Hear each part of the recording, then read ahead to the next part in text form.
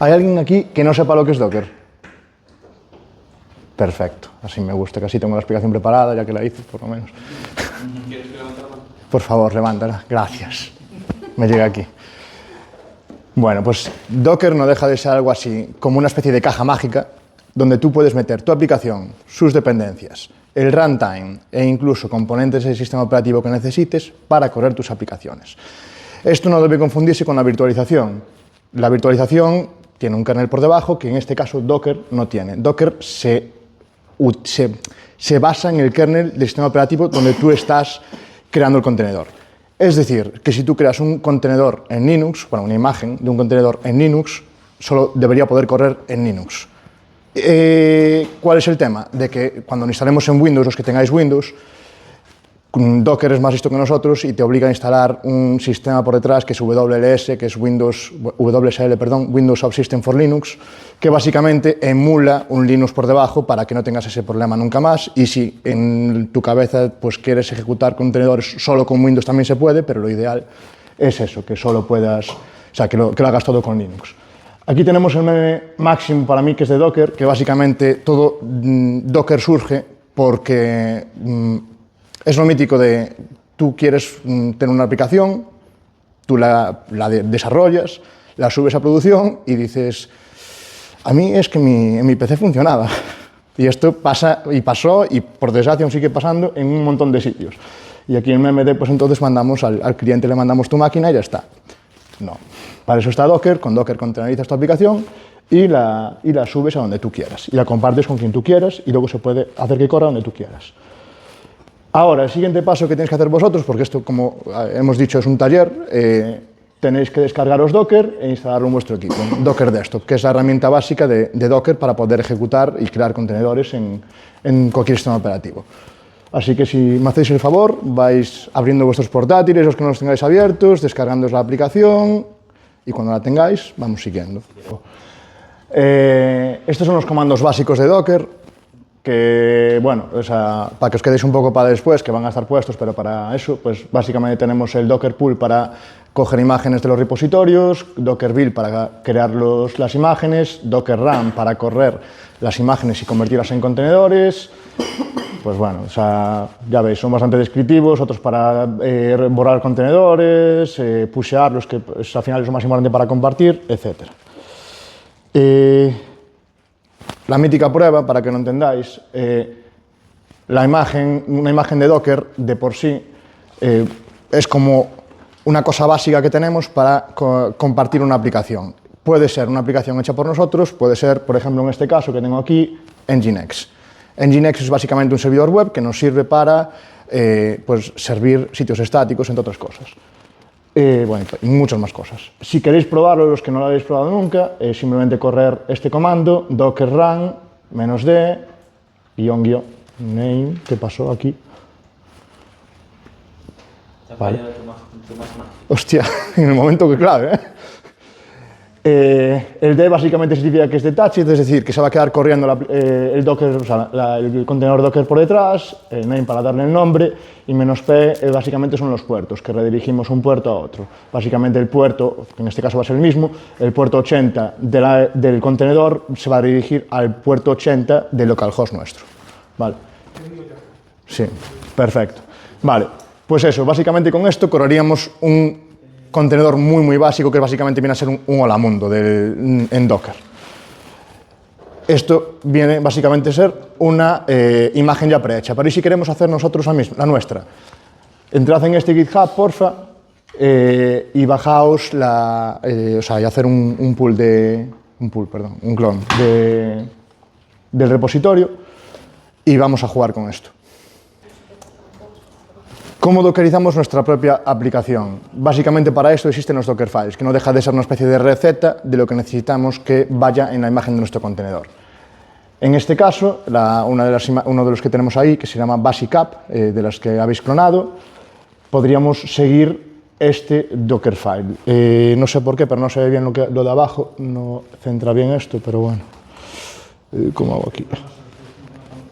Sabe Dios. Pero bueno, o sea, solo es esta línea, lo último, así que no hay problema. Para que veáis los pasos que son, con el from decimos la imagen base de la que partimos. Es decir, ya hay alguien que ha hecho una imagen que básicamente tiene Python instalado. Podríamos tener una imagen que fuera desde la nada, que sería from scratch, y luego instalarle nosotros lo que quisiéramos por encima, que tendría como apoyo simplemente el kernel del sistema operativo. Eso no lo hace nadie, o sea, lo hacen los 4 colgados que crean estas imágenes. Después establecemos el WordDir, es decir, donde vamos a hacer todas las operaciones de nuestro contenedor. ¿Perdón? El siguiente paso aquí, como estamos trabajando con Python, vamos a copiar el requirements al punto que básicamente es el WordDir que hemos establecido. Vamos a instalar todas las dependencias y por último copiamos todo nuestro software. En este caso, como yo soy un guarro haciendo esto y en vez de meter un SRC, pues copié todo y ya está. Una cosa súper importante aquí sería exponer el puerto, en este caso el 5000 porque es el puerto de la aplicación, y por último cmd es el comando, el último que va a ejecutar el Docker, que en este caso es Python, está entre corchetes y aquí hay una coma, aunque no lo parezca, Python app.py. Vale. Esto tiene su miga a nivel de optimización, aunque estamos viendo todavía de forma muy principiante, pero para que lo entendáis, esto es como una especie de capa por capa, cada parte. Entonces, lo que se recomienda aquí, a la hora de crear una imagen, es que si una cosa no va a cambiar nunca, cuanto menos cambie, más arriba, y cuanto más cambie, más abajo. ¿Por qué?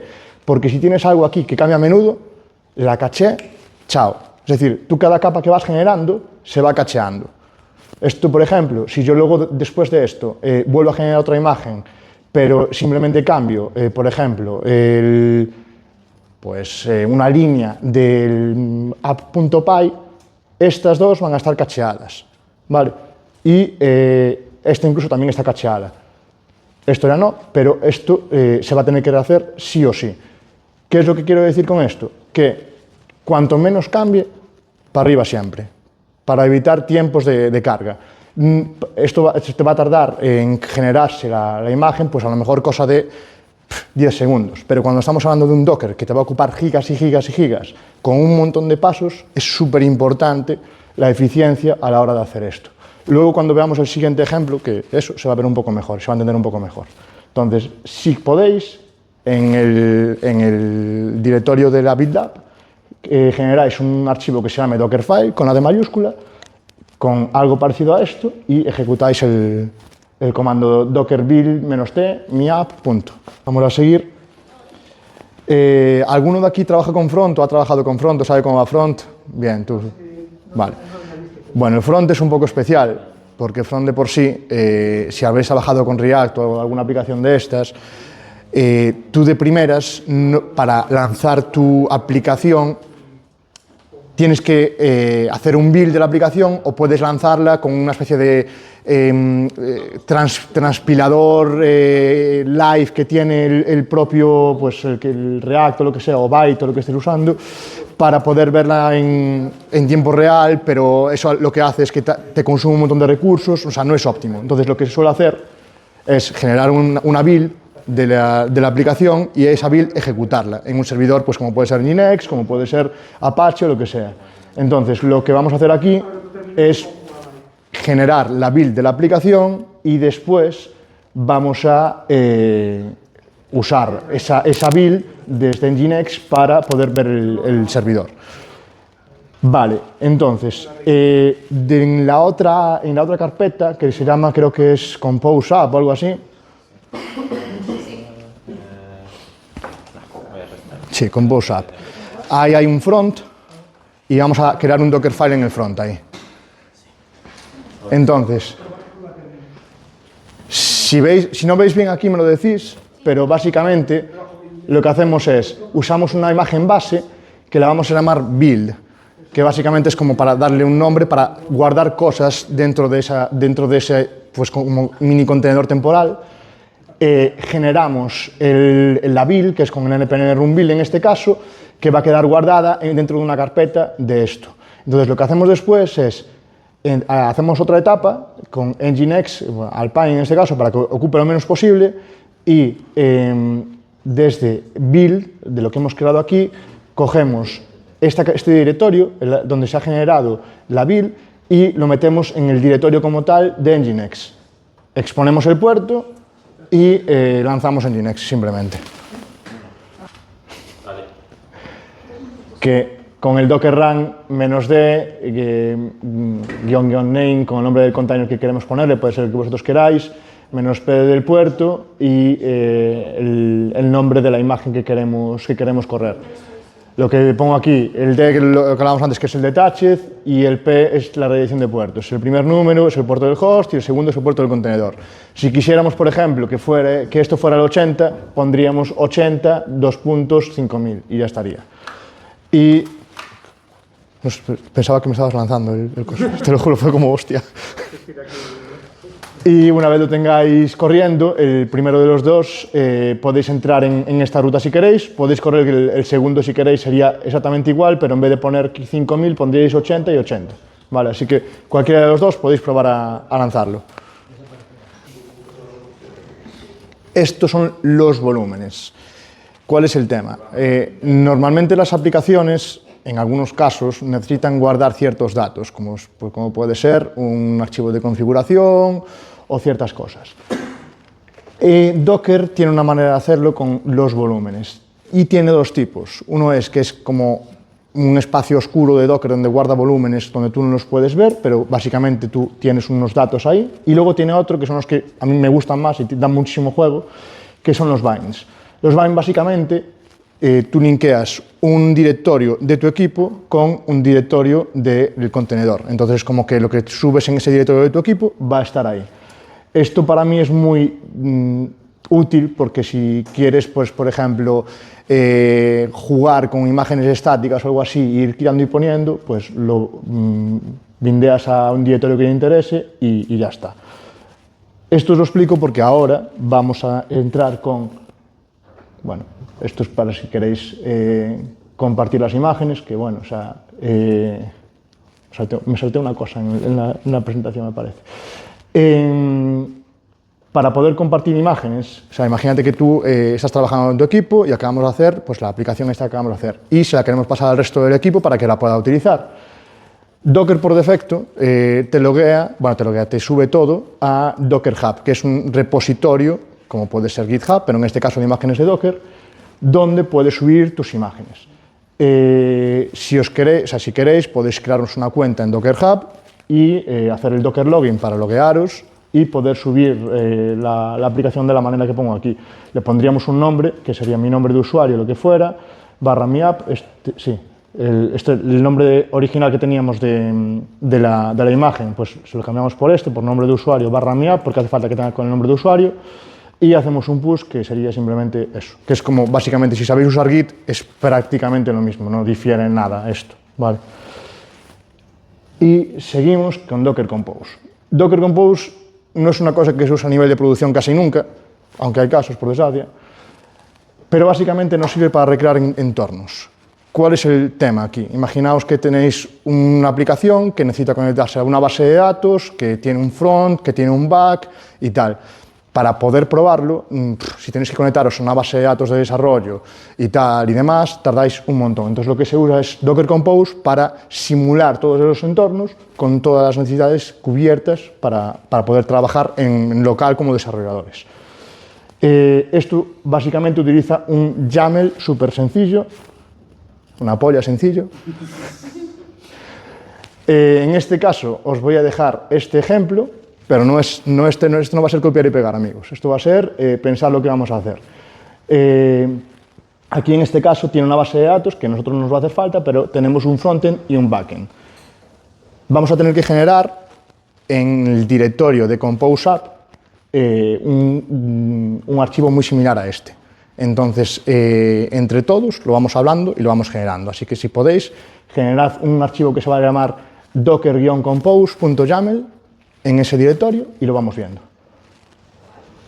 Vale, vamos a explicar un poco lo que es cada parte del YAML este. Me voy a poner por este lado mejor. Básicamente aquí definimos servicios. En este caso, aquí en ese Docker Compose de aquí tenemos un frontend, tenemos un backend. En los servicios se definen dónde está el Dockerfile, básicamente, en este caso, en ese directorio que se llama frontend, que en el nuestro creo que se llama front, en el que tenemos nosotros en el Git este. Tenemos el puerto que deberíamos usar, lo mismo que estamos haciendo cuando hacemos el Docker run. Da igual, eso no es problema. Ambas están aceptadas. Sí. Y en este caso tiene un depends on que no nos hace falta, pero básicamente es que a la hora de levantar los servicios, el frontend depende de que esté levantado el backend. Aquí nos da igual, así que no tendríais que poner esa parte. Realmente aquí, con tener este servicio, con el frontend, con el build y con el puerto, debería de ser suficiente. No copiéis el nombre de la carpeta porque no es el mismo, así que eso tenéis que ver vosotros cuál es. Y el puerto, el mismo que teníamos en el Dockerfile del front. Hay una cosa, he dejado como una especie de huevito de Pascua aquí, para ya como el culmen de saber un poco de Docker, vamos a usar un volumen, ¿vale? El volumen que utiliza esto, bueno, o sea, el directorio que utiliza esto está en app/data, y si no recuerdo mal, déjame mirar el código, pero era algo así, espera, lo tengo aquí. Era algo así como user.txt, soy un cabrón, ya lo sé. ¿Dónde está esto? Back. Sí, user.txt. Entonces, lo que hay que hacer ahora es hacer un volumen bind que vaya a eso. ¿Y cómo creamos esto? Pues con un volumen como lo tenemos aquí, básicamente. Tendríamos que decirle que como lo tengo puesto aquí, un segundo.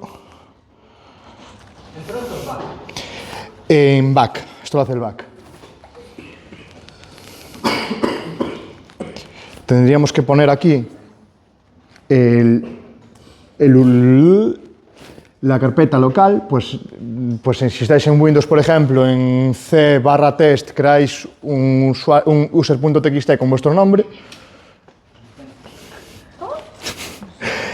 Entra en mi PC y entra en C, o sea, en cualquier directorio que tú quieras.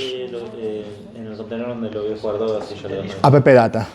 app/data. Entonces hay que crear volúmenes y le ponemos ese bindeado. Vamos a usar Portainer. Portainer básicamente es una interfaz visual que está preciosa y perfecta para gestionar contenedores de una forma gráfica. Y no solo de tus contenedores en local, sino puedes meterle pues, un Docker Swarm que está en otro lado, un Kubernetes, incluso un Azure Container Instance y demás. Vamos a instalarlo, que no tiene ciencia ninguna, con este comando. Voy a copiároslo porque esto tardamos, si no, la de Dios, lo voy a poner por el grupo. Si ya estamos acabando, si ahora viene la parte divertida. O sea, una vez tienes el Portainer, que lo podemos hacer sin Portainer también, ¿no? Pero lo que vamos a hacer es instalar Plex. Para instalar Plex nos vamos al Docker Hub y vamos a seguir las instrucciones que nos dicen ahí, simplemente. Habría varias maneras para usar el Portainer. No lo puedo hacer porque por alguna extraña razón mi Mac está fallando hoy, o sea, me está fallando el puto Docker también. ¿Tiene pánico en él? No sé. Debe ser que es del norte y baja a Vigo y se pone malo. Hay bastantes maneras de hacer esto. Una de ellas es a mano en Portainer. Si queréis, podéis darle a Create Container y ponéis los datos que tenemos aquí, por ejemplo, de la imagen que sea, el nombre y demás. Otro es directamente copiando este archivito y subiéndolo a Portainer, si queréis, que esto lo hacía bastante en la pandemia para los servidores de videojuegos y todo. Lo que tenéis que hacer aquí, que es bastante importante, son los volúmenes. Esto, bueno, vamos a partir de una cosa antes de nada. ¿Alguien no sabe lo que es Plex? Yo no sé. Vale, Plex es algo así como un Netflix privado que te montas tú, como un servidor, donde puedes subir tus películas, tus series, lo que quieras, y verlas tú desde donde quieras y puedes compartirlo con gente incluso. Lo que hacemos aquí es crear un Docker que levante un servidor de Plex, básicamente, y le bindeamos los volúmenes. Por ejemplo, necesitamos un config para la librería, necesitamos uno para la televisión, o sea, para las series, y otro para las películas. Y cuando creas el contenedor y entras por primera vez y te logueas, se va como a autodescubrir todo el contenido que tienes y te baja los metadatos, te guarda después en qué película te quedaste. Es un Netflix, o sea, es literalmente un Netflix. Así que bueno, o sea, tenéis varias maneras de hacerlo. Si queréis de forma manual en la interfaz gráfica se puede hacer. Si no os copiáis este archivito, le ponéis los volúmenes a los directorios que vosotros queráis y lo lanzáis simplemente. Bueno, lo que hemos visto hoy, para que hagamos un breve repaso, es 1. Cómo crear imágenes en Docker. 2. Cómo crear contenedores a partir de esas imágenes. Cómo añadirle volúmenes para tener nuestros datos persistidos. Cómo crear nuestros entornos con Docker Compose, para si queremos hacer un entorno de desarrollo en casa o en el trabajo mismamente. Cómo meter una interfaz gráfica como Sportainer para poder añadir y quitar contenedores de una forma visual y mucho más bonita que los comandos, bajo mi gusto. Bajo mi gusto, igual la gente no lo... Eso. Y por último, cómo levantar nuestro servidor de Plex, o intentarlo, para poder servir nuestras películas obtenidas de forma legal. Y hasta aquí el...